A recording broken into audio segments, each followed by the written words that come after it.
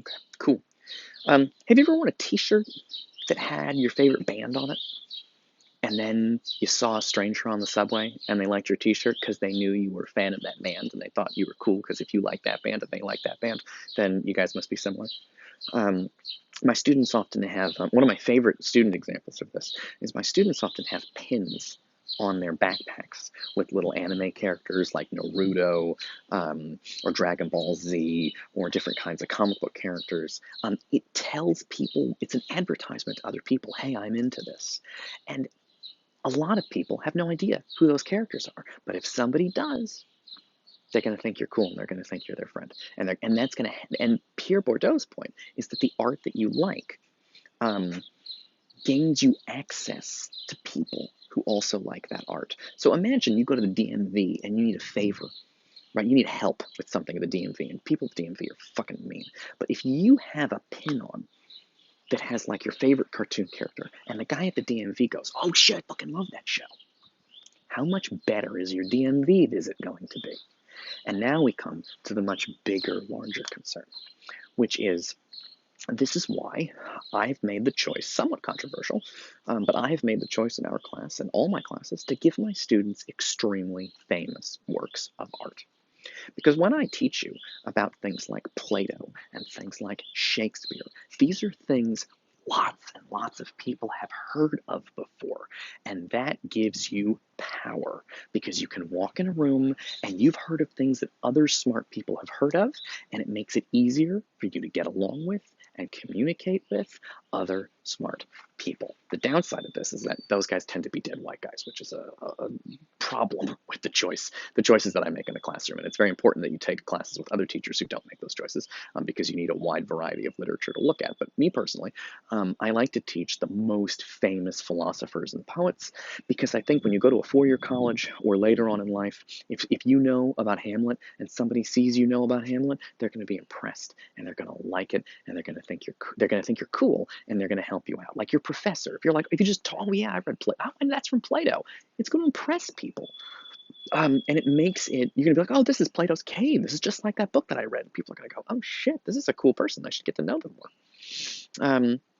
When I go on, oh no, and I'll talk about that later.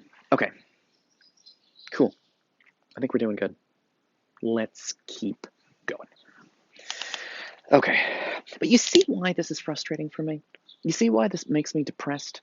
Because I feel like art is good because it's art. You see how much this would bother Oscar Wilde, whose whole point was that, right, that art is good in and of itself. It's not for something. It's not about something. It is that something itself, right? That, but for Pierre Bourdieu, it is for something. It's social advertisement. It's entrance into groups. It's cultural power. Because if you know something that somebody else knows, you can get in good with them. And if the guy next to you has never heard of that, he's going to be left out of the conversation and you're going to take over. Okay, cool. Imagine going on a date with somebody and the person says their favorite book is whatever, Hamlet, and you're like, oh, I've read Hamlet. And then the person goes on a date with someone else and they say their favorite book is Hamlet, and that person has not read Hamlet. Do you see how you have like an in with the person? Like it's easier to get along with them and to make conversation because you've read the same books. This is true not just for dating, but for all kinds of things. All right, let's go back to the text. I gotta go. I'm on my third video and we haven't actually looked at any more Bourdieu. All right, the bottom of this is the Bourdieu handout. The pure intention of the artist is that of a producer who aims to be autonomous, that is, entirely the master of his product, who tends to reject not only the programs imposed a priori by scholars and scribes, but also, following the old hierarchy of doing and saying, the interpretation superimposed on his a posteriori on his work. Okay, I'm not going to get an a priori and a posteriori are complicated Latin philosophy bullshit that you don't really know. A priori sort of means before you're born, and a posteriori means after. So he means that he ignores the rule. To ignore the a priori rules is to ignore the rules that existed before he is born. And to ignore the a priori interpretations is to ignore what people say about your work after it's made. So his point is that most artists are like, I don't care what people think about me. I don't care what the rules are that society gave me. I don't care what kind of crazy interpretations put on my work of art. I'm doing my own thing, man. I don't care about that stuff. Bourdieu says, bullshit. The product of an open work, intrinsically and deliberately polysemic, meaning like Hamlet. Some polysemic means a lot of different things, like Hamlet has a lot of multiple interpretations, can thus be understood as the final stage in the conquest. Gotta turn the page. Can thus be understood as the final stage in a conquest of artistic autonomy by poets and following in their footsteps by painters who had long been reliant on writers and their work showing and illustrating. To assert the autonomy of production is to give primacy to that of which the artist is master, form, manner, style, rather than the subject, the external referent, which involves some subordination to functions, even if only the most elementary one, that of representing, signifying, saying something. It also means a refusal to recognize any necessity other than that inscribed in the specific tradition of artistic discipline in question.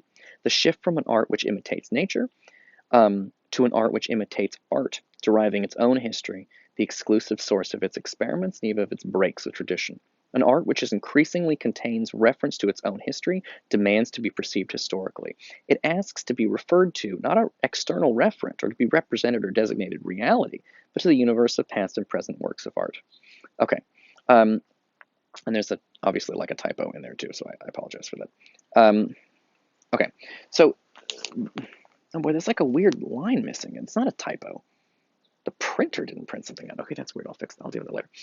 The point is a couple of things he's talking about here. Is that, remember Harold Bloom? All art is a response to earlier works of art. One of the things to think about with Harold, he's talking pretty much about Harold Bloom's theory there. He's writing about something similar to what Harold Bloom's writing about, which is that if art responds to other forms of art, then only an audience who knows the earlier works of art can really get it. So then the question becomes, are you in the group that understands the work of art, meaning you're somebody who studies earlier works of art, or are you in the group that just doesn't get it because you don't know what it's referring to? So for example, they're Game of Thrones fans. Some Game of Thrones fans are just like, Game of Thrones awesome, I love the bloodshed. But some Game of Thrones fans are like, oh, I see what he's doing. He's changing the Lord of the Rings in a radical way. It is possible to say that people who know Lord of the Rings appreciate Game of Thrones better. People who, here's one, The Lion King is a remake of Hamlet. You could claim, I probably wouldn't say this, but the best way to understand The Lion King is to know Hamlet and then see The Lion King. But you see how that's a different, most people who watch and enjoy The Lion King, they have no idea it's a remake of Hamlet. That it's a revision of Hamlet, that it's essentially Hamlet, but they changed the ending to make it a happy ending. But if you know that in this class, which means you are in a special group of art appreciators who understand The Lion King on kind of a deeper level because you understand where it's coming from. That you are in a rarefied group. You get it in a way that other people don't get it. And that's true for all the things I've given you in this class, because all the philosophers in this class are going to make art easier to understand because you are in the educated group now. And that means you are no longer in the group that doesn't know those things and is confused by art. And so you're going to have better access to this stuff than other folks. All right, cool. This is going pretty good. All right, cool. What am I going to talk about next? Okay. I'm going to bring this up in the next video, but I guess I'll just start talking about it now. I imagine you guys are saying to yourself, some of you guys are saying, this is bullshit. I don't care what other people think of me. I just like what I like. I'm not trying to advertise what group I wish I was a member of or what group I am a member of or say what group I'm not a member of. You're probably saying to yourself, listen, I'm cool. Like, I don't care what people think of me. I just like what I like. That seems like an objection to Bourdieu, but it doesn't work. I really want it to work because I feel like that. I'm like, fuck you, Bourdieu. I'm not trying to like get into a certain group. I just like what I like. I actually don't give a shit what people think of me. But there's a great line, again, from Game of Thrones for some reason. And I'll let you think on this. A kid says to his dad, I don't care what people think of me. And the dad says, that's what you want people to think of you. Uh-oh. See you in the next video.